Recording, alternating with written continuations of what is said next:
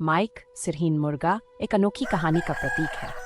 1945 में जब उसके सिर को काट दिया गया तो उसने 18 महीने तक जीवित रहने की अद्भुत क्षमता दिखाई। ये घटना ग्रामीण इलाकों में चर्चा का विषय बन गई। लोग इसे देखना चाहते और माइक को शो में लेकर जाया गया। इसके बाद माइक ने दुनिया भर में प्रसिद्धि पाई। उसकी कहानी ने न केवल लोगों को हैरान किया बल्कि यह भी दर्शाया कि जीवों के प्रति हमारी समझ कितनी सीमित है। माइक के माध्यम से हम ये समझते हैं कि कुछ कहानियाँ केवल एक जीव नहीं बल्कि मानवता और उसके हिम्मत की भी पहचान होती है। माइक की विरासत आज भी लोगों को प्रेरित करती है।